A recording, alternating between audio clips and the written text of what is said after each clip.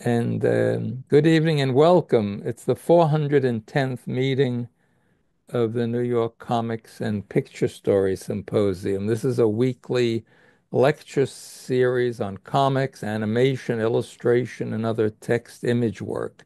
It's funded by the Will and Ann Eisner Family Foundation and the New School. Our guest tonight, uh, sitting up there, well, I don't know where he is on your screen. Our guest tonight is Nick Stember. And Nick Stember is a historian and translator of Chinese literature and popular culture who recently defended his PhD dissertation on pulp science in early Reform era comic books in the Faculty of Asian and Middle Eastern Studies at the University of Cambridge. And that dissertation was entitled Low Culture Fever, Pulp Science in Chinese Comic Books After Mao, 1976 to 1981. He is currently a postdoctoral researcher at the National Museum of Denmark. Are you? And studying visual depictions of Taoist self-cultivation in comics, animations, video games, and other transmedia adaptations of something like that, Yeah. or immortal fantasy. And his talk this afternoon is entitled The Fast and the Scurrilous on Comics and Cartoons in Shanghai in the 1920s and beyond. So take it away, Nick. You can start Perfect. Thanks so your. much, Ben. I'll share my PowerPoint here. All right. So I gave Ben a couple options of things that I could talk about today. So as you heard from my very kind introduction, that I've worked on a lot of different things, and more recently I've been working on kind of the 1980s, 1970s.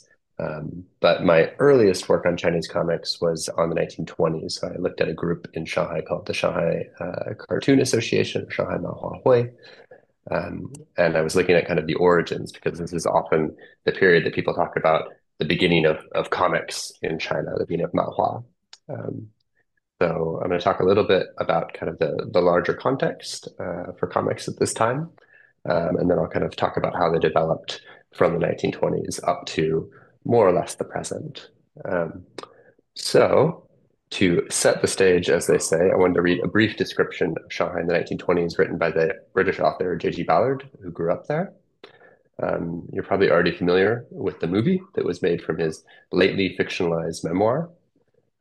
So this was Steven Spielberg's Empire of the Sun, which stars a very young Christian Bale as Jim. Um, so here's what Ballard would later say about his hometown on the Huangpu River.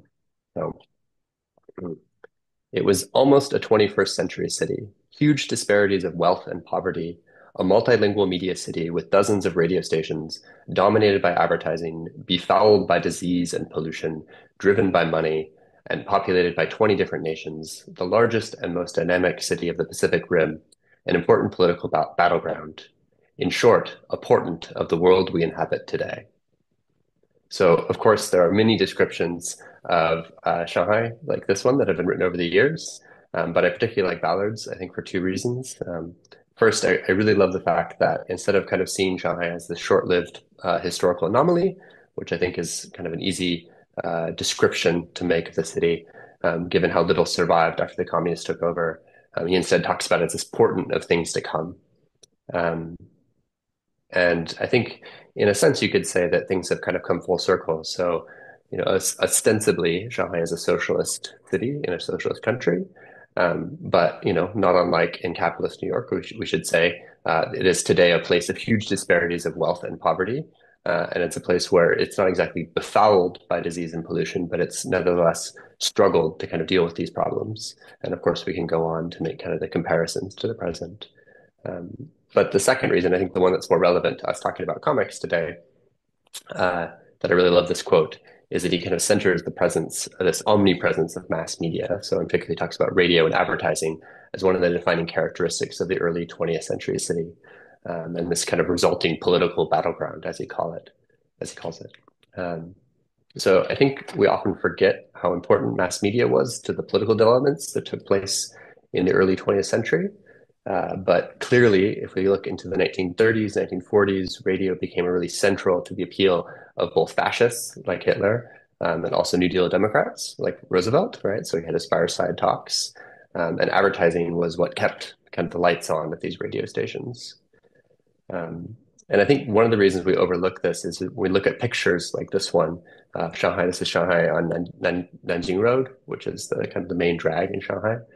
This was taken in May or June 1925, and you don't really see the mass media in this picture, right? It doesn't strike you necessarily. You have some shop signs, that sort of thing, but it's not quite, it's not like Times Square in New York or something like that, or Piccadilly Circus here in London. Um, but what you do see when you see some of these pictures from this time period is you see comics. So if you start looking for them. So this is, you wouldn't maybe immediately recognize this as comics, but this is a rental stall. So this would have been a place where people would have actually um, read these comics. So you would rent them and then they would have a little bench for you to sit on. I'm not exactly sure when this picture was taken, but just based on the clothing and everything, I would assume probably the 1920s. This picture is dated, so this is from Hong Kong in 1955. So it's a little bit misleading because we're talking about a slightly later period, but you can kind of get a sense for how these things were being consumed.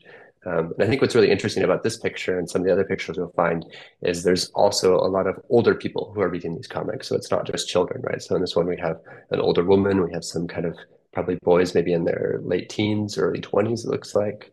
And then, of course, we also have children. And this is another example, so the way that they would have hung them up for people to read. Um, so I can read a very short kind of account by someone who talks about reading comics this way. And this is the way that comics are read in China all the way up until the 1980s even. So here's what Mao Dun, who was a left-wing kind of intellectual and labor activist, said about these street libraries in 1932. He said, "Every street corner and alley is densely covered with book stands, like countless sentries. Although I use the word book stand, they are really just two planks of wood leaning against a wall, densely packed with comic books, 小人书, of every description. This book stand, if we can call it a book stand, also has some small wooden benches beside it. Whoever has paid his 2 coppers is permitted to sit on one of these benches and rent to read 20 or 30 books. If you're a regular, you might be able to read 40 or 50. Who can say?"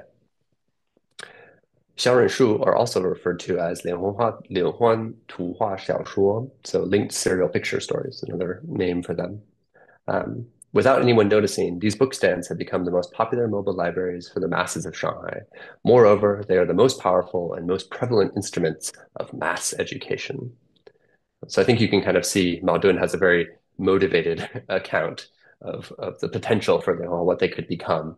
Um, uh, and it's probably pretty clear from his language he's using. You can guess that he was an early member of the Chinese Communist Party, and he remained loyal to the party all the way up to the end of his life in the 1980s. But what's important, I think, about this account is he's talking about kind of this context for the rise of advertising and mass media in very crowded, messy cities, which to my mind is, I think, one of the better ways to think about comics in China. Also, just as an aside, if you're not familiar with this book, this is one of the better books about advertising in China, in Shanghai in the 1930s, 1920s. So it's by Carl Crow, 4 Million Customers. I like the cover a lot too. So I think it's kind of a fun one that gives you a street scene, even though this cover is actually from 2003. Um, so I think what's really important here to kind of bring home the way that I'm talking about comics and why I'm focusing on the 1920s as a period where comics kind of are the origins, because the same thing as everywhere else, comic scholars in China will talk about how China has had comics for thousands of years, right? So if you go way, way, way back, you can find examples of visual narrative. You can find different kinds of hagiographies, so kind of stories of saints and things like that that are illustrated and have text below. They have pictures above. Um, but I think there's something really important about comics. So the first one is that comics, I would say they must be commercial, right? So it's something that people would be paying money to read. Secondly, I think comics, they're narrative, right? So there's some sort of story, even if it's just one picture, but there's some sort of story being told. And then the most important one, I think the one that often also, again, gets overlooked sometimes is this idea that comics are very topical. So one of the things that really changed in the 19th century and the 20th century is that you started having a lot of topical graphic narrative that you didn't have in the past. So a lot of things about kind of current events. And this isn't to say that there aren't earlier examples of commercial narrative, right, or commercial advertising in China. So this is a woodblock print here from the Song Dynasty, so about 1,000 years ago. And this is an advertisement for the Rabbit brand of sewing needles, right? So you do have advertising, but again, you see this in kind of urban areas. So it's something that's coming out of the urban areas. You also see graphic narrative that's much earlier. So this is an example that often gets cited as kind of the earliest form of Chinese comics. This is from the Dunhuang caves. So this is a cave from the Northern Wei dynasty, so almost 1,500 years ago. And this is a Jataka tale. So it's a tale from the Buddhist, kind of the Pali Canon, these kind of these animal fables about various bodhisattvas that were rescued by animals. And these are an inspiration, I think, to later cartoonists in China in the same way that kind of early stained glass and things like that have inspired cartoonists in the Western tradition. But to talk about this kind of topical side of comics, so the first really topical ones we get are in the late 19th century. So this is from the Dianshijai, which was a kind of a very similar to London Illustrated News. It's called news painting. So artists would draw stories that they'd read about in a newspaper, and they would illustrate them. They would talk about what's being depicted in this picture. And the technology that they used to print them is very important was lithography, right? Because lithographs, it's much easier to reproduce pen and ink drawings from paper onto another using the lithographic techniques.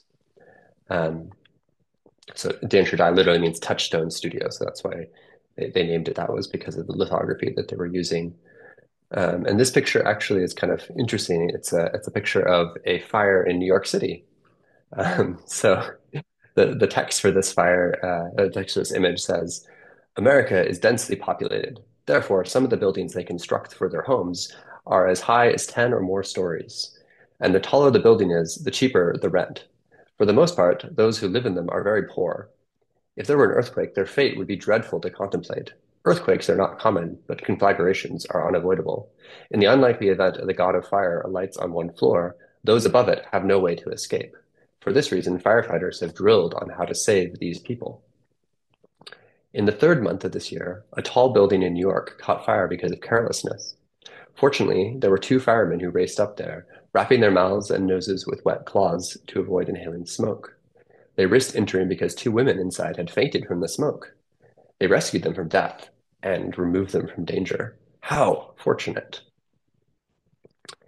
So this is again from the 1870s. So it's an image that I think I would argue, is kind of one of the antecedents to comics at the beginning of kind of a comics culture in China is through these kinds of images that were began to circulate, which were very new at the time. So these kind of topical images, instead of being more hagiographic or religious, spiritual kind of images. And these developed into something called the huabao. So these are picture newspapers or pictorials, as we refer to them. And they included photographs and other illustrations.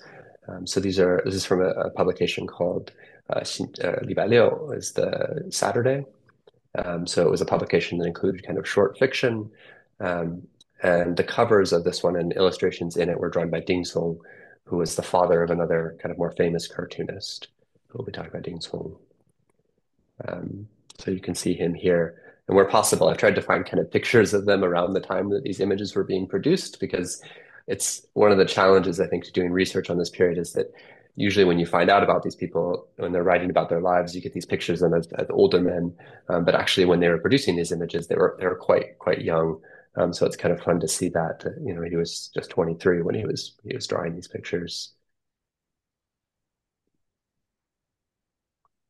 So as you can see, although some of Ding Song's images are humorous, most of the ones that I've seen, which kind of reflect his background as a commercial illustrator, providing these artwork for magazines, um, was generally kind of more illustrative. Um, what you do get, if you want to look at more kind of typical, what we think of as comics, The one that often gets cited is Shenbo Chen. And Shenbo Chen, his comics are described as 讽刺画 or 滑稽画, so satirical pictures or comical pictures. This is a periodical he produced in the late 1910s called Shanghai Puck, obviously inspired by Punch and Puck. So these kind of comics magazines, cartoon magazines. Um, and in this one, you have a lot of, kind of political humor that's coming across.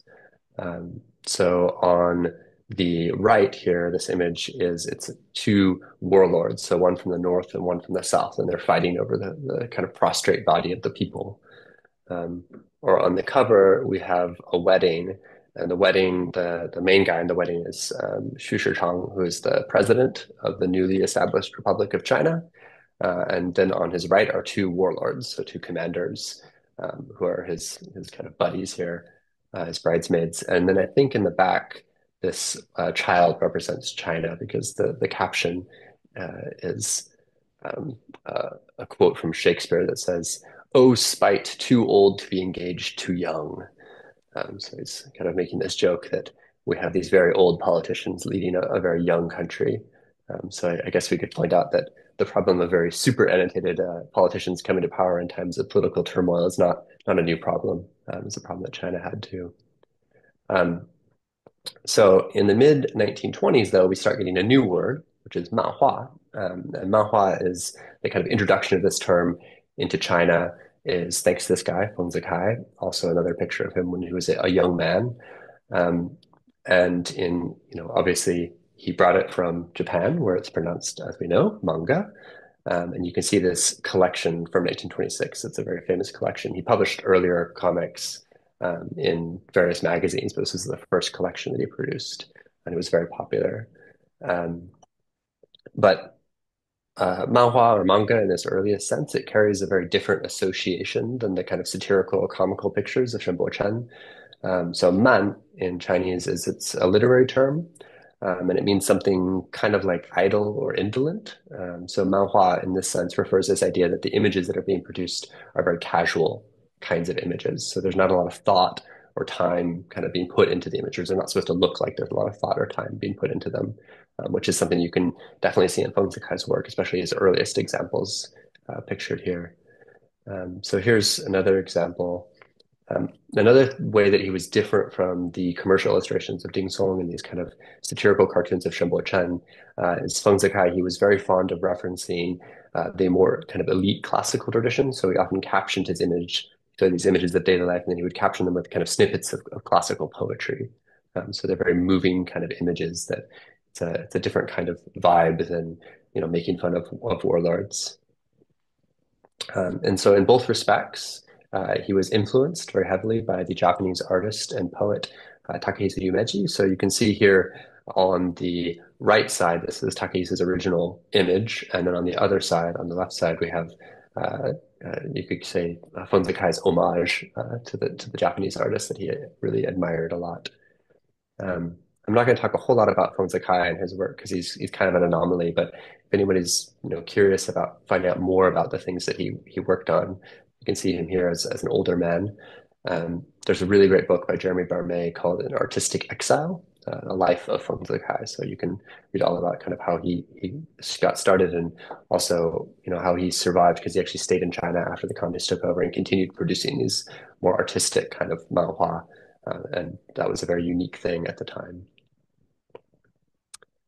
So we'll turn back to the more political traditions of cartoons during this period, which is a bit more represented by other artists. So one of the most important ones was Huang Wenong. Huang Wenong, he started publishing cartoons in the mid 1920s. The one on the left of the guy with big fists is Chiang Kai-shek. Anybody recognizes him?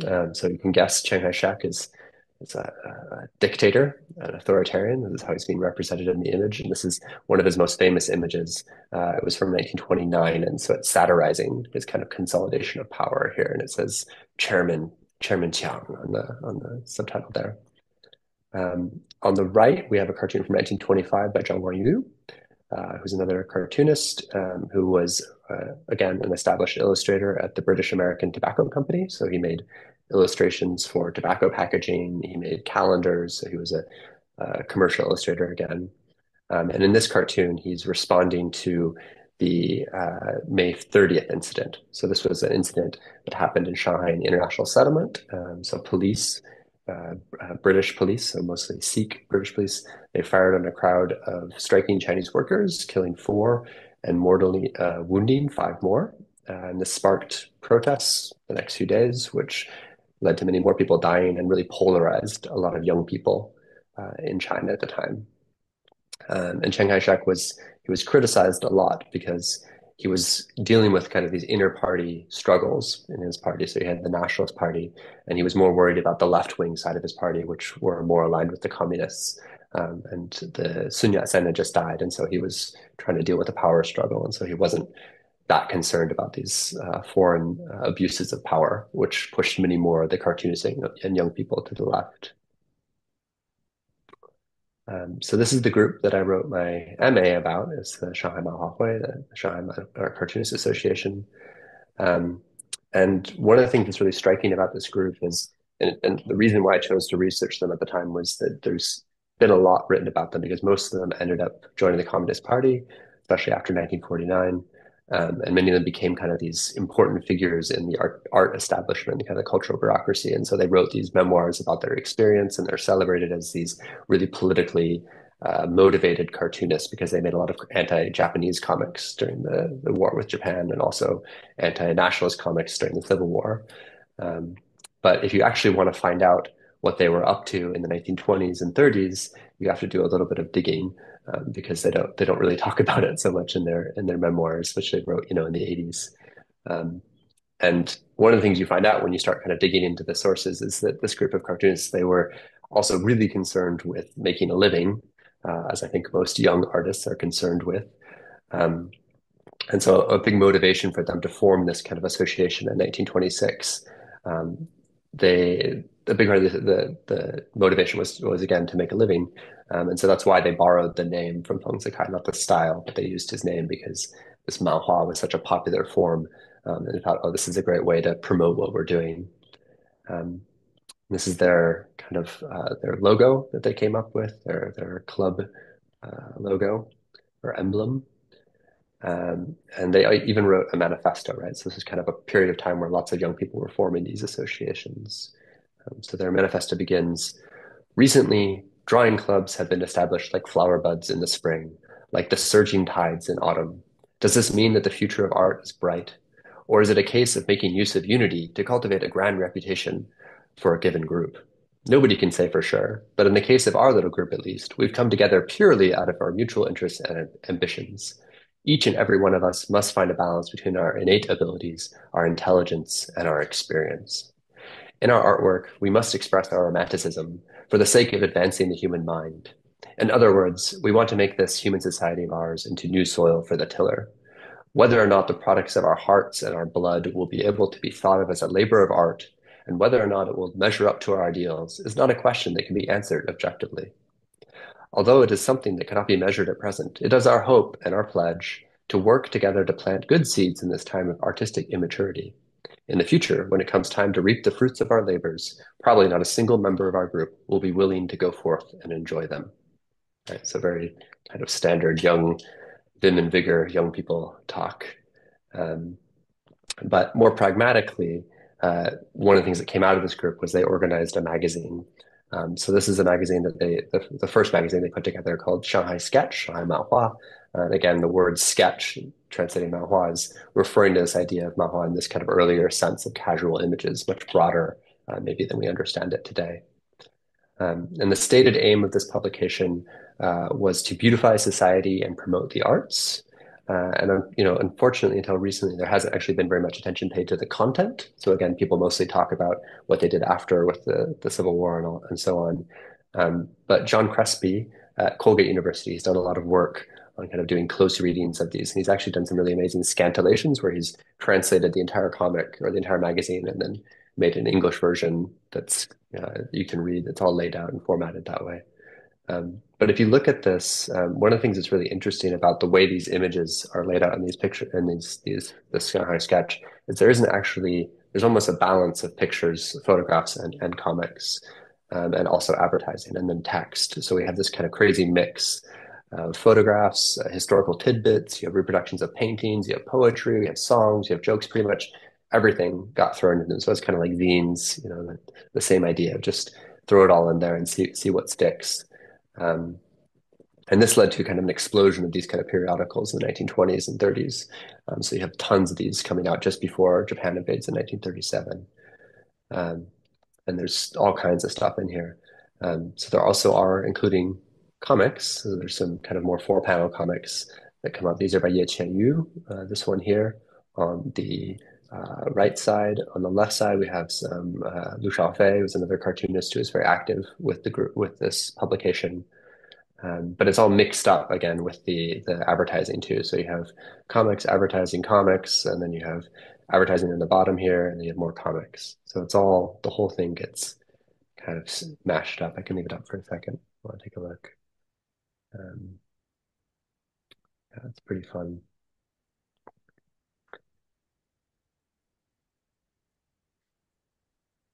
One of the ways that John Crespi has talked about this period and the way that we should think about manhua as a term, he compares it to jazz, right? So just as we think of kind of the 1920s and 30s as the jazz age, it would be appropriate to think of the same period in China as the manhua era, which is in fact what it was referred to by these cartoonists. They said this is the manhua era, period of manhua. Um, There's another, oops, sorry. There's also a lot of fashion images in these comics. So it's a lot about talking about trends, which again kind of ties into this kind of jazz age ethos of what's new, what's trendy, what's happening. Again, concerns that young people maybe are thinking about. And this is the back cover, which again has actually the back cover. This is Lu Shaofei had a recurring feature where he would show people dressed in different ways, and he would talk about what the current trend is. So in this image, he's talking about collars. So he's saying that the old style collar was closed and it's hot and uncomfortable, but the new style collar is open. And this is something that potentially would have attracted readers, right? That they could have bought this and then find out what's the right thing to wear. So it's very sartorial. Um, if you're interested in more about this period of cartooning and this group in particular, Crespi has a great book called Manhua Modernity, which came out a few years ago, and it's actually I think it's open access, so you can read it for free online. Um, and it has deep dive into all of these different cartoonists, and even talks about after 1949 some of the cartoon periodicals that they were involved with that were making fun of kind of the socialist period in a more lighthearted way, which is something you don't see very much. And then I've written just as a self plug, I've written an institutional history of the group. So my MA thesis is available on my blog to read about the group and how they came together. I can share that link with anybody who'd like to see it. But what is still overlooked right now are a type of comics called lianhuanhua. So these are the linked picture books. At the beginning of my talk, I showed these pictures of how comics were consumed at the time. But the comics that are being read that way, they weren't actually manhua for the most part. They were actually lianhuanhua, so these linked serial pictures, also known as xiaorenshu or kiddie books. So these came out at the same time, mid 1920s. They're long form narrative comics, so they're about 100, 200 pages long each. They come in sets sometimes. Um, and a lot of them in the very beginning, they were adapting these adventure stories and really classic novels. So at the top left-hand corner, we have Sanguozhi, which is the history of the Three Kingdoms. So it's a very famous historical novel. And then in the bottom right-hand corner, we have Xiuji, which is Journey to the West, right? So another really classic novel from the Ming Dynasty. And what's really interesting about these works is you can see this kind of direct influence in the way that people are dressed and some of the makeup and things like that from opera, right? So a lot of them are drawing on theater and opera, and they're directly adapting these things. And another area that seems to be really interesting for readers at the time of these things is history, right? So a lot of them are about kind of giving you historical knowledge. So it's a kind of educational text, and this is what I think Mao was recognizing in these. This is potential that we could educate people through these comics because people have a thirst for knowledge. Um, But you also have, at the same time, you also have a lot of what we call anomaly tales, which are basically ghost stories. So you have all these kind of stories about crimes and supernatural things, and that sort of stuff starts creeping in into the lianhua tradition very early on. They also adapted a lot of contemporary novels and movies into lianhua. So, for example, this is All Quiet on the Western Front. And from the title in Chinese, I'm pretty sure this is from the English translation rather than from the German. It was published in 1929, so it's just immediately after the book, I think the same year that the book, the English translation came out. And this practice of adapting movies and books very quickly got them to be referred to as horse race books or palmashu, because it was a horse race to see who could come up with the first adaptation of a new movie or a book. And the story goes, if you read some of these accounts, is that it would often just be in a weekend that a publisher would, buy a movie ticket for an artist, and then the artist would go see the movie, and then he'd go home, and over the weekend he'd have to draw a comic from as best he could from what he remembered of seeing of the movie. And you see this with like Snow White and Pinocchio and Tarzan and all this kind of stuff that was in the movie theaters at the time. They were making them into these lianhua. Um, but as you can see from the art is not fantastic by any means. It was drawn quite quickly. This is the All Quiet on the Western Front, which is I think Dartmouth and Princeton. Both of their libraries have copies, if I recall. And you can see some of these images online. And again, it's quite similar to the kind of vernacular tradition. You have the text and the image juxtaposed, and there's no speech bubbles usually. But it's also quite cinematic, I think, kind of the way that it's laid out. Um, so for what this is one of the reasons I think that we can actually, I've in some of my work I've referred to lianhua as paper cinema. So the idea that it's a kind of a little bit like in Japan, you have the kamishibai, right? So you have the picture shows. It's a kind of performance that's happening on paper, because it's basically replacing the movie theaters for people who couldn't access them. It's much cheaper to rent these. Another one from All Quiet on the Western Front. I don't think that this one is from Drew on the movie though, because the movie didn't come out until 1930, so they wouldn't have had that. It's also interesting to think about some of the ways that these might tie into things like fumetti in Italy or photoroman in France, right? So you have these photo comics, and actually later in the kind of when you get into the 50s, 60s, 70s, you have actual film stills being used. So I'll show some examples of that of film stills in comics. This is some advertising in the back. You can see the All Quiet on Western Front. So I mentioned that there was a lot of interest in crime comics. So this is something that especially becomes apparent when you look at ones that we have from the 1940s. This is a comic, a multi kind of part comic that was published called One Saturday Night, and it's a crime comic. So it's very similar to pulps, and it's kind of this lowbrow form of entertainment. Um, in this one, it's about a gambler who is framed for murder. And then it turns out that it was actually the servant who did it. And it was drawn by He Miao-yun and sometime in the 1940s. I don't think we have a date for this one exactly. Um, but He Miao-yun, the interesting kind of tidbit about him is that he ended up becoming an opium addict. And so he ended up homeless, and then he had nowhere to go. And so he froze to death in a policeman's box, was how he met his end. So this is kind of cited as a cautionary tale about the bad old days of lianhua.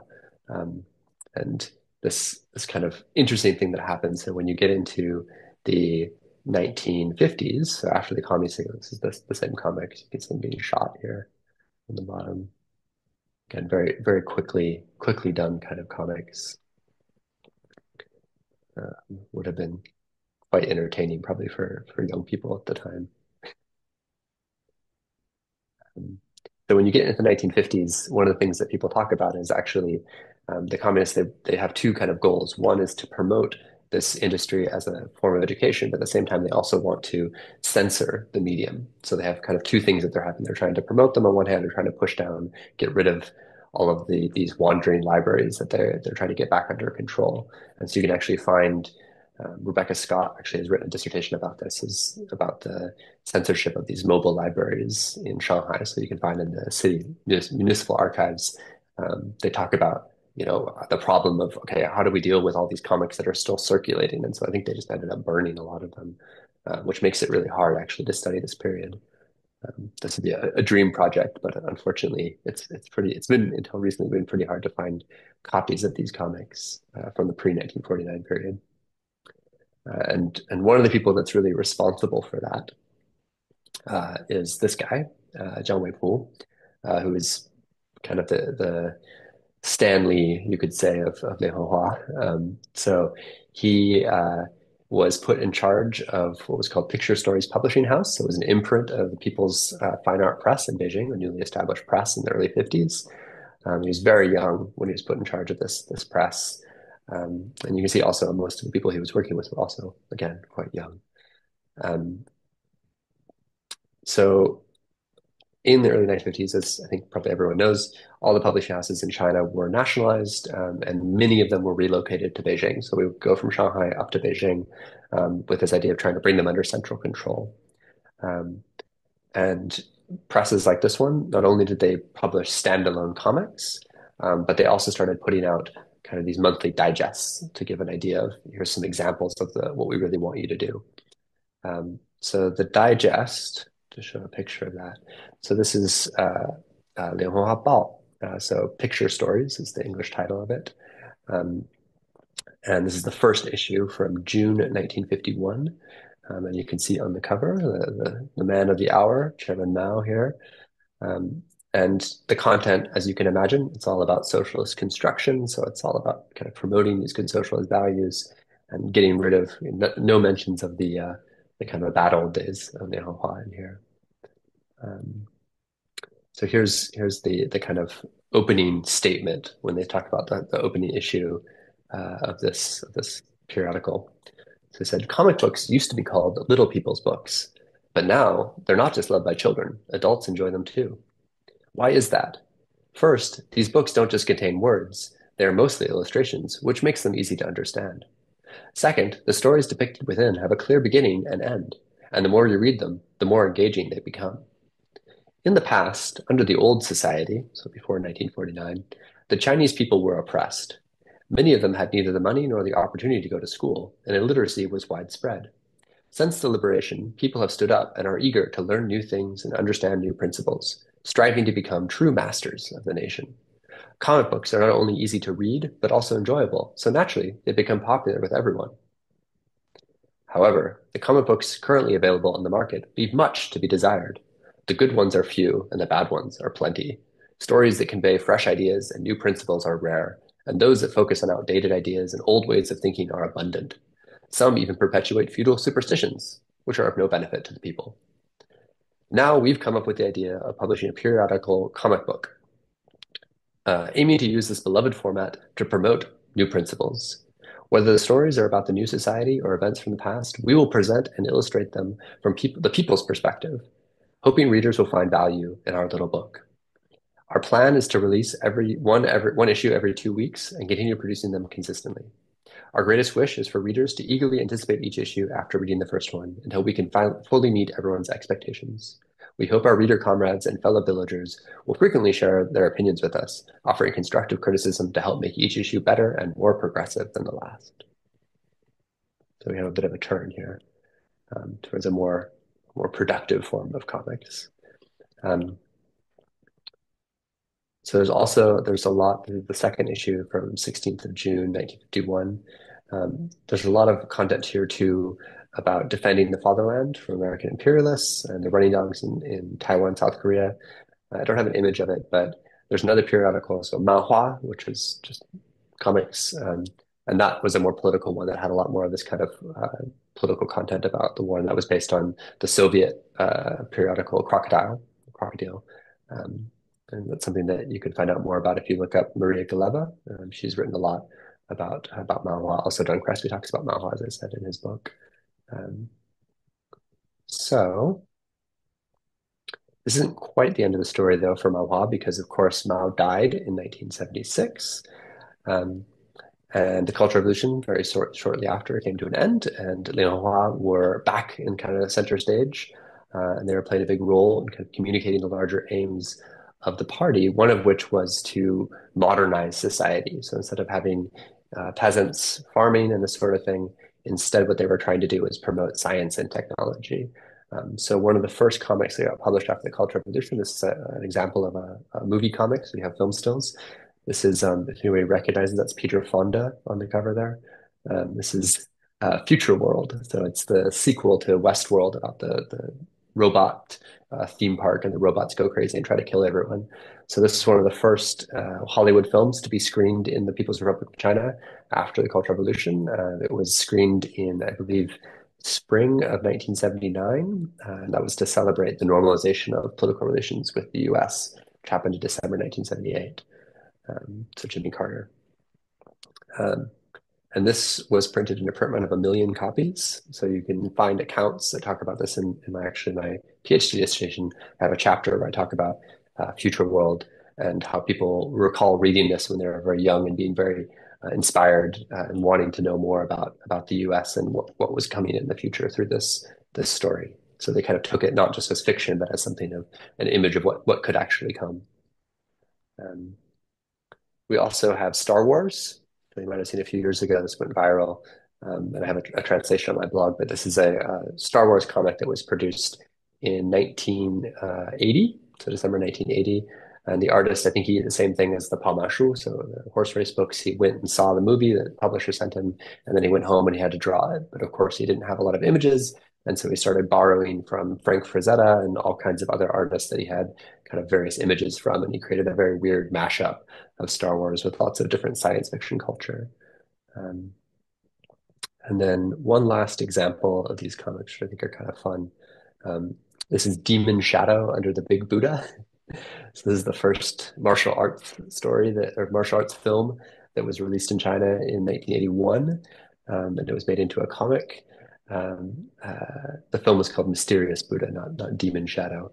Um, and this, ironically enough, was published by a science popularization press, right? So the same as the Star Wars comic, both these were published by presses that ostensibly were supposed to be promoting the four modernizations, but instead they were promoting kind of the same old battled feudal superstitions that they had been worried about back in the 50s. Um, so there's an account that I actually found, so there's an op-ed written by a cadre who was very upset when he found out about this comic. So he said, on June 1st, your author was riding a bus out into the suburbs. It goes without saying that among the passengers, little red scarves, like red pioneers, basically Boy Scouts, were in the majority. The whole trip, the little red scarves had their noses buried in the lianhuanhua they had purchased at the downtown Xinhua bookstore. At the sight of this, I was naturally thrilled to see the rich spiritual lives of young people today. But no sooner had I felt this first flush of happiness than I found myself face to face with a lianhua full of demonic images. Flipping through it, I was shocked to see that the comic really was titled Demon Shadow Under the Big Buddha. The title was printed in big letters on the cover, and the illustration side depicted one ghastly scene after another, demonic images to the last. It was enough to stand my hair on end. This is the kind of spiritual sustenance that we are giving children on International Children's Day. It really is a disgrace. Even worse, this comic was published by a so-called publisher of science popularization in a print run of 830,000 copies. On that bus alone, there were 4 or 5 Red Scars who'd gotten their hands on a copy and were reading it, totally engrossed. Popularization has certainly been achieved, albeit a kind of popularization that is a perfect satire of science. So then this Triumphant, this cadre, he goes on to talk about how the real problem with lianhuanhua, unlike movies, is that people can take them home and they can read them whenever. And I think this is a great example of if you want to know what people are actually doing, you should always look at what people are worried about. So I think this is a great example of that people really got into lianhuanhua at this time. And one of the reasons they were so popular was just there wasn't a lot of access to movies and to television for technological reasons, right? People just didn't have them, so they read them in these rental libraries. It was quite affordable and accessible. Um, so lianhuanhua Bao is still around today. However, it has basically gone back to being kind of a main melody periodical, so it mostly publishes kind of pro-government stories. And the industry basically has kind of collapsed. So the lianhuanhua industry collapsed in the mid 1980s again, and this is because you have this influx of all these other kinds of entertainment that's happening at this time. So today, lianhuanhua basically is just a collector's thing or something that the government publishes to promote different political campaigns. Um, Manhua the term today mostly refers to manga. So you can see here there's Tongshin Manhua, Tencent Comics, and many of the comics in China today are really inspired by and draw a lot on this kind of manga tradition. So you don't really see a lot of the old guard, kind of the Shanghai sketch style of comics. However, there are some people that are keeping the faith. So this is the Feng Yu Youmo. So it's a satire and humor. It's a supplement to the People's Daily, and they still publish the old style of manhua, so like kind of the political cartoons. And I think if you squint, you can kind of see Shanghai Sketch still preserved. This is the most recent issue from January 3rd. And they have these kind of topical things about different things that are happening in society. And again, it's from more of a pro-government side. Um, yeah, so that's basically my talk. That's what I wanted to share about comics. And I'd love to hear any questions, if any comments, anything else that anyone would like to know. Okay, you can I'll stop put your sharing. questions in the chat or just unmute yourself and ask them. I had a question in those the 20s books you showed us, the All Quiet on the Western Front and those crime books. The narration is in the top box, and what is the text within the picture? Is that dialogue Uh, or other notes, other labeling or something? A lot of times it's labeling. Yeah. So a lot of times when you do have text in the picture, sometimes they have speech bubbles. So speech bubbles, especially in the 50s, some of the comics then you would see speech bubbles in the Hoa. Um, But in those but the ones you showed us from the 20s, those are not dialogue. In the I don't think so. No, Because one of them is a sort of coming out of this like general's mouth. Some word is coming right out of his face like an explosion. I mean, there might be some like exclamations or Yeah, something like an that that are. exclamation. Was that a word, an actual word, or just a I noise? don't. I can check. The other problem with a lot of these images you find, because I only find kind of brief images of them, is that the resolution is not great, so it could be hard to read Oh, them. so you don't have access to the originals of these books.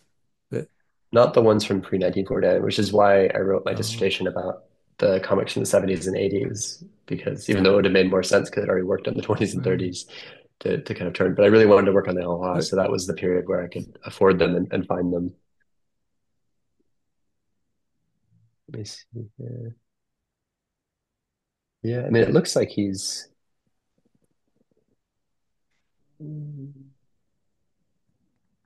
Don't think it's dialogue. but all the other text within the drawing is just some kind of annotation. It's not dialogue. Yeah, I think it's all animation. I can show the picture again. So why would it be put in what's the order you read all that in? Yeah, I think it's an Is earlier it one. The one this is this yeah, one? that one. Yeah, I mean, it looks like he's just doing exclamation points. Oh, The okay. general, maybe it's like a And, whistle. I think he's whistling. okay. Um, And the text over the and the text is just describing what's happening in the scene. oh. And how does the narration read? And what tense is that in? Is it So, like for like mhm. how would you So just the narration would have been read from uh, uh, what's it called? From right to left, right? So it would have been, and then so top right to left, top to bottom, would have been how it would have been read at the time. Um, and it was all handwritten. Yeah. So the narration, it's a lot of times it's just taken directly from the translations of these things. it's So the especially in text the of the contemporary book, one. right? Hmm. So it's just like an abridged version of the text of the book, basically. Right. So so if you had the money, could you buy these or were they actually made not to be sold but to be rented? If you had the money, you could buy them. Yeah. Oh, okay. So So some people own them. Okay. I was yeah, and there's wondering some if great you, accounts you can find from kind of later people where they talked about in the 70s that one of the things that people did to earn kind of spare change was if you had a big collection is you'd go and sit on the street and just set up your own library. And so you could rent out your oh, collection and then you could use that money to buy more comics. okay. Pretty fun. Ben, or Mr. Stember, this is Amy Brown Price, my husband here. Monroe Price has a question, please. Sure, So go this is a ahead. this is a bibliographic question. Uh, I was interested in early European, there was a show in Beijing, maybe in 1990, on European influences on social realism in China. So it's really about a generation, the earliest so generation of artists who were trained to some extent by European style, but had to do with socialist realism. Mm. And uh, Yale University Press published a book on this subject, and I've lost touch with it. I can't remember the name of the book or the author. And I wondered Mm. whether this rings a bell, however faint, with you. Yeah, absolutely. So as I mentioned, so in the 50s, Manhua magazine, they did a lot of translations and kind of were inspired a lot by the Crocodile, so those kind of satirical comics in that period. Um, I think also the Hoa artists would have been borrowing kind of from that socialist realist tradition. I know one of the things that you find I was looking up so Jiang Weipu, his boss was Sa Kongliao, who was an editor at the Huadong Ribao, so the East China Daily, and he talks about how his inspiration. So he was supposedly the one who came up with the idea that they needed to do a standard portrait of Mao. So because they saw a picture of Chairman Mao in the newspaper, and he looked kind of rugged, like he had his shirt open and his hair was kind of messed up, and he'd been in a cave somewhere in the countryside in Yan'an. And then it was next to a picture of Stalin, and Stalin was in his his regalia and his hat and everything, and he looked very very regal and kind of in charge. And so they said, "Oh, we need to copy what they're doing with Stalin." So I think there was a very conscious effort in China in the 50s to really, at the very beginning, at least the 50s, to really draw a lot on Soviet kind of iconography. Although that was something that of course, changed after the Sino-Soviet split, and that's when you kind of start seeing a lot, especially with animation, and you see more kind of Chinese stories, supposedly. So a lot of folk stories and things like that, but socialist folk stories coming in.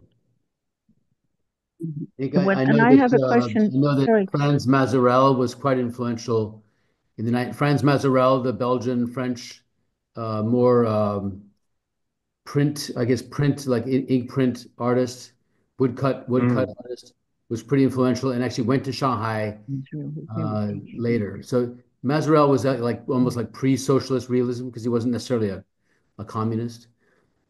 Yeah, absolutely, absolutely. Lucian was a big fan of Mazarel's work, and he has written a little bit about lianhuanhua too. So he talks I'm about kind sorry. of Who was a fan? I didn't hear. Of Lucian, Luxun. He was a famous writer, so he's kind of like the Gorky of China. So he was a very acerbic kind of left-wing writer in the 1920s, 1930s, and he died in the 30s, and then he became kind of elevated to this position of kind of like Gorky, like being the writer of the People's Republic of China. So there's often a joke that the reason why he succeeded in becoming that writer was because he died before Mao came to power. So we never made fun of him. Where are you located physically? I didn't remember. I live in London. The last year I've been working in Denmark. So I've been doing a postdoc at the National Museum of Denmark. I have a question about source materials. Is it possible to find old copies of the manhua or the lianhuanhua or these?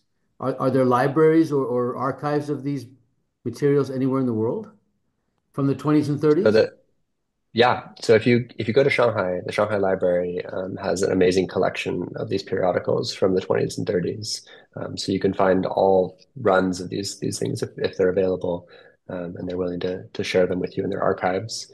There might be some limitations on like scanning and that sort of stuff in photographs.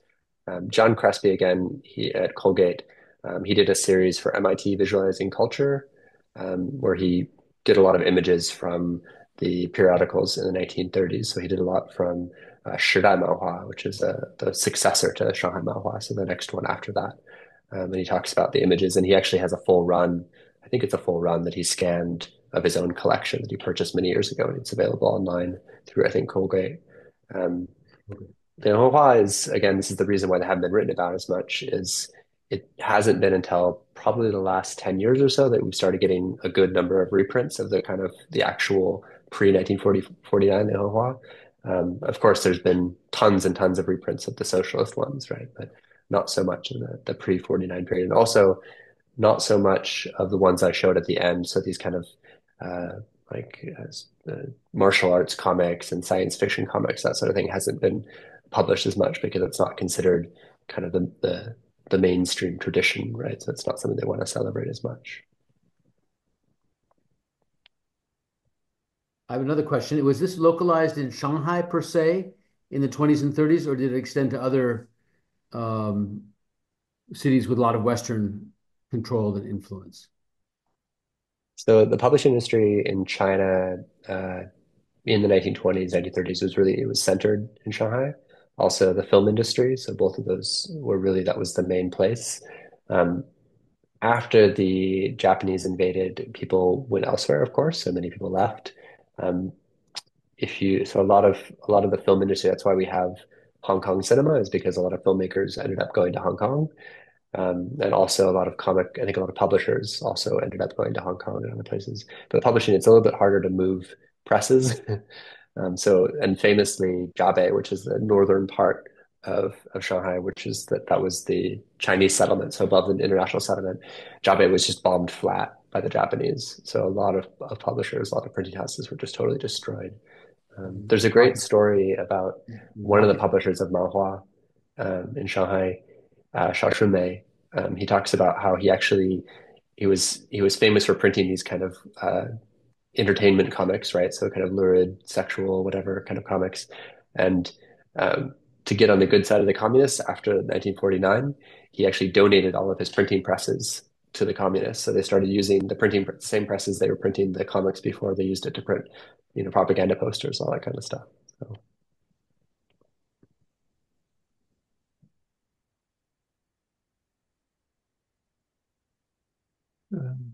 I think Andrea had a question in the chat. Were these books self-contained stories or multi-part serials? so often when you look at the classical novels, they would be multi-part serials, but they would have been similar to most of the ones I've seen. They're kind of a little bit different from the chapter book kind of serials that we're familiar with. Instead, they tend to be more like really famous scenes. So it's a bit like Bible stories where you have, different stories from the Bible, but it's not a consecutive kind of Bible part one, Bible part two, Bible part three, right? It's, Jonah and the whale, Noah and Noah's Ark, that sort of thing. So you kind of have these novels, and then they have the very famous scene, and that actually it mirrors the way that vernacular novels were written.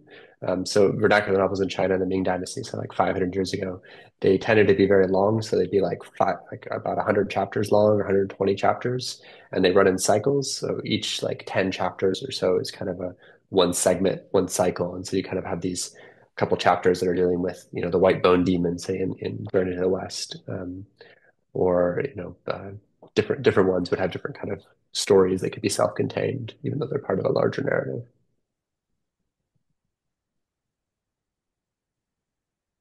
Anybody else? Nick, another question. You referenced sort of sexuality or erotic imagery. And I know from other Mm. Shanghai things that I've seen in the past, there was a lot of sort of semi-nudity in magazines and things like that. To what extent was that also present in the comic books in the 20s and 30s?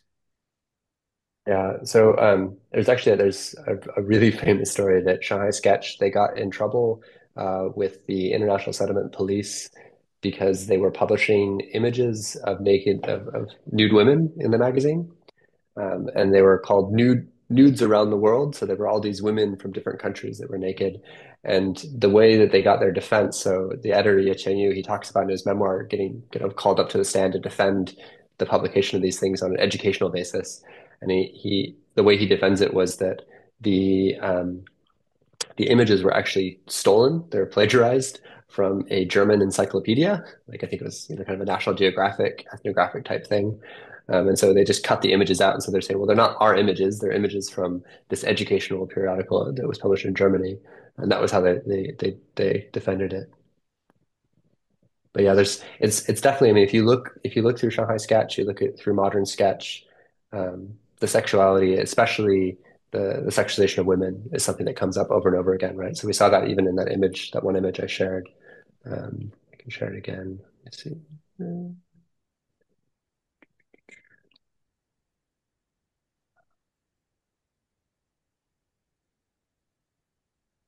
cover of this image. So this is you can see that there's a naked woman dancing on a coin, and the subtitle is "The Situation for Women Today." Basically, is what it's saying. So it's saying that women are commodities, basically.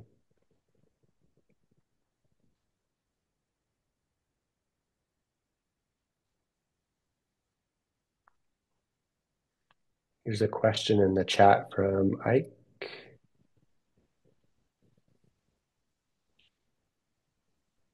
So he says,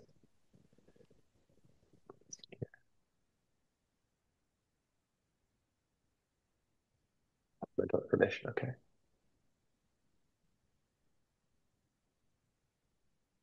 The more narrowly defined form of comics, which is unrelated to lianhuanhua, was populated in Shanghai via American comic strips, right?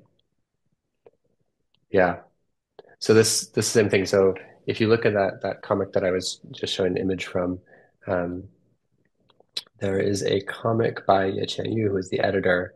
Um, this one. So the comic that's in the right-hand side on the top right-hand side is called Wang Xiansheng, Mr. Wang. And this was a direct inspiration from Bringing Up Father. So it's about this kind of father who is he's a Shanghai version of him, right? So he's this father who's a bit of a, a fool, and so he gets into various kind of scrapes. So this comic is he's talking about they want to set up a movie studio, and so they're asking this woman to star in the movie, and they're shooting the scene, and they say, "Oh, you guys don't look like you're really in love. You need to kiss." And then she smacks him right at the end. So it's Wang Xiansheng. By the way, the image from that magazine cover that was on the announcement for your Mm, talk was like this one. flagged on X for sort of Oh no. disturbing content. I mean, they didn't take it down, but there was some kind of warning. I got a warning from them. Don't put up people showing. I mean, That's funny. incredibly somebody's leg visible. She's fully Oh dressed no. woman. But yeah, it's weird. So I got to be careful. Um, It's a new era. Yeah. Mm. so yeah, I don't know. These things come around. Censorship of comics. Um, Yeah, anyways, I think it's definitely interesting to think about. When I was thinking about radio as being this really important medium, and then I was thinking about podcasts, right? So it's this yeah, idea of like radicalizing people through the yeah. radio. It's really strange that that came back. Well, some of it is video podcasts, but some of it is pure audio. Yeah, that people want to, well, when they're in their car, they want to listen to a spoken word thing. Yeah, that is strange how it came back. But so these books like that, all Quiet on the Western Front. Did you say these books were on 100 pages? Would a book, so they Yeah, would, yeah. yeah, it's pretty amazing. I have some example. I can show you not from that period, but like this is one from the 80s here. It's like this. Yeah, those kind of, yeah, This one is, let's see here, 126 pages. This one right. So these, book. at least the ones, the two from the 20s that you showed in your slideshow, those were very text heavy. Mm. comics, so they don't run, you can't read them at the speed of a modern manga, where people read hundreds of Hmm. pages in a sitting. I mean, they are much more text heavy, at least those samples. Yeah, and it's actually it was one of the things that people actually complained about sometimes, like the artists. Um, there's an account by one artist, I don't remember his name, but he talks about how he was getting really upset because he was looking at kids who were reading. He'd spent so much time on the artwork, and then the kids were just reading the text and flipping through it really fast. And that was Right, actually one of the ideas, right? They talk about in the beginning of Picture Stories, that magazine in 1951, they say this is about promoting literacy. So the idea of kind of using comics as a training wheel, and that once you can actually read the stories in the original, you don't need the adaptation. right, right. Yeah, that's some people talk about that now. Um, but anyway, yeah, I mean, the big shift, it looks like visually, is that these post, the Mao era, that they're very photographic or oriented drawing, kind of photographic perspective systems. And these early ones are just not at all linear perspective. They're oblique perspective, like Asian drawing styles. So that's too bad. That got pushed out. It is really interesting that so much of the earlier the earlier comics from the ones that were shown in the 1920s, a lot of the drawing styles are quite similar in some ways. And then actually when you get so then the socialist period they become similar again.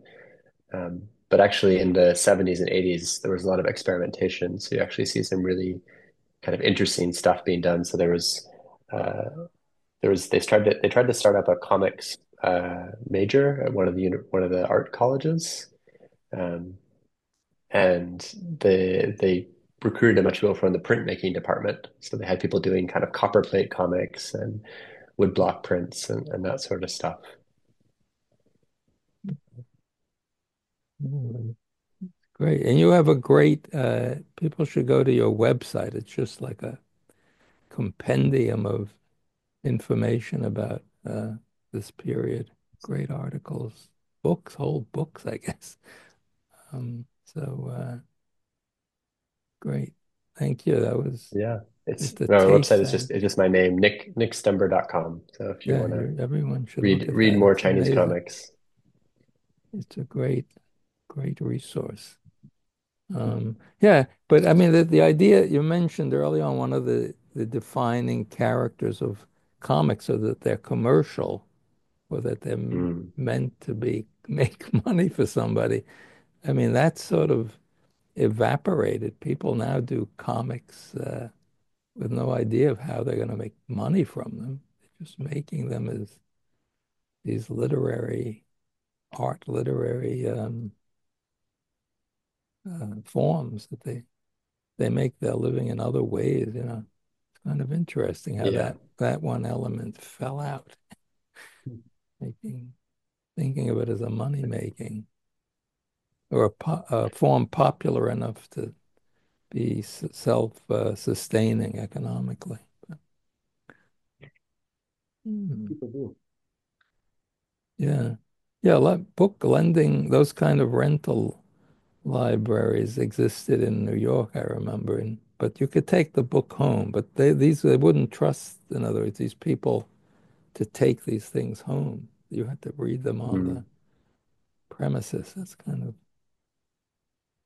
fascinating.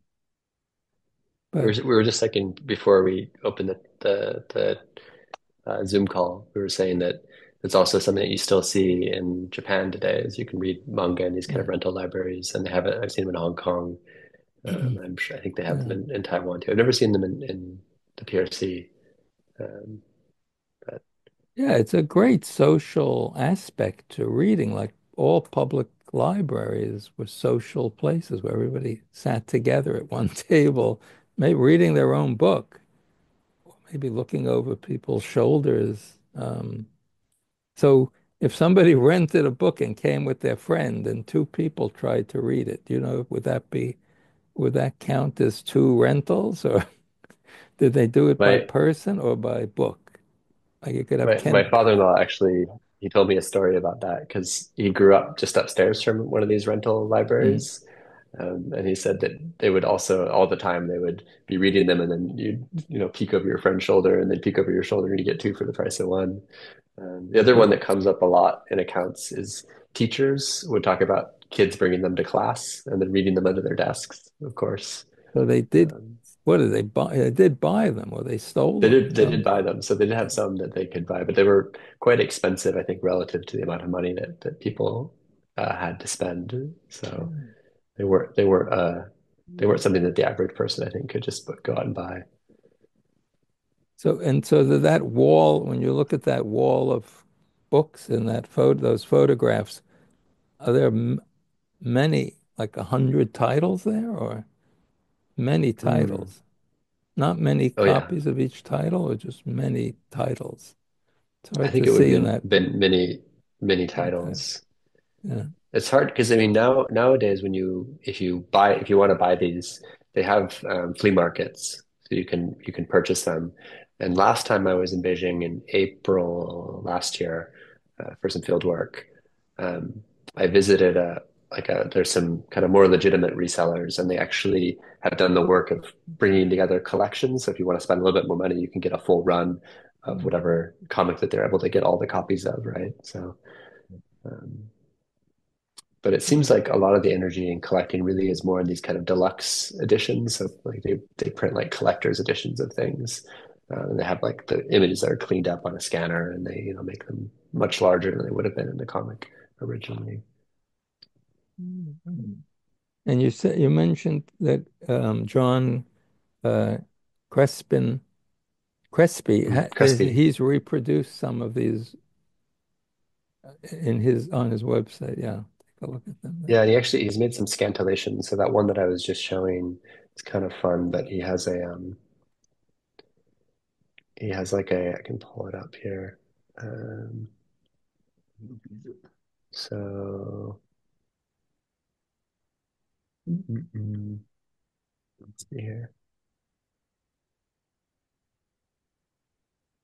This one, so it's the same one that we just saw, but he's translated all of the text into English.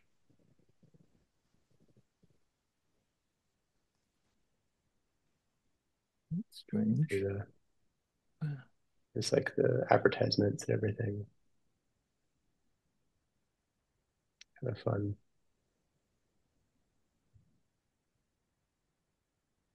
This is just him just using like Photoshop to put together an English version of it.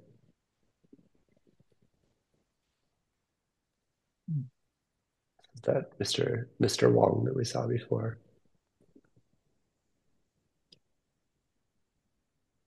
Share the link.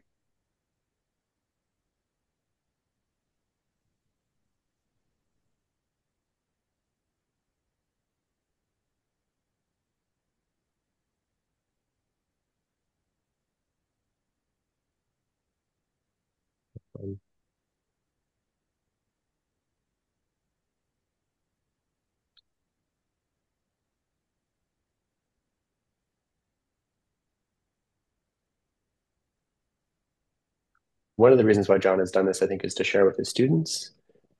So he wants his students to be able to see kind of how the images, they're not, the comics wouldn't have been consumed as individual comics. It would have been consumed with this kind of mix of all these different images on a page. And so you would have, the same way as, um, I think all of us probably remember when we were kids and we'd read comics, and they'd have the the Atlas ads and all that kind of stuff that are in the comic book alongside the comic, right? So it's almost like the whole experience is it's not just about reading the comic as the comic, but you also have all these other kind of paratextual information that's available. So it's kind of an interesting, it's another way to think about the way that people consume these.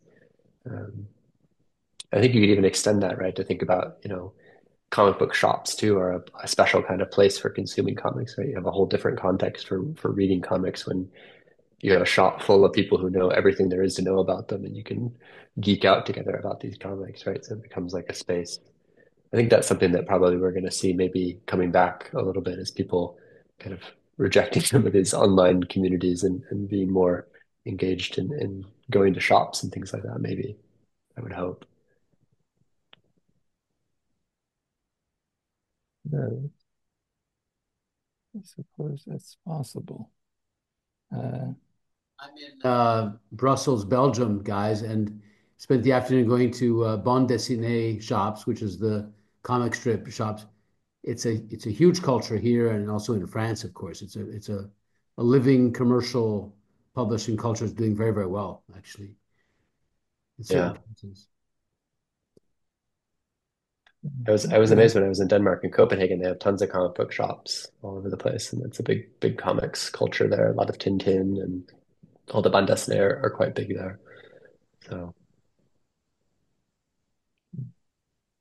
Okay, thank you. That was a lot of fascinating material.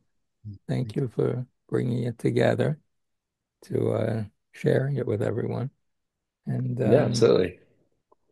we'll see everyone next week. The speaker is Mita Mahato, who is a cartoonist and poet who works with a lot of collage work. So see you all. I think that will be at regular time, 7 o'clock next Tuesday. So take care and thanks for staying up and and goodbye. Good night, everyone.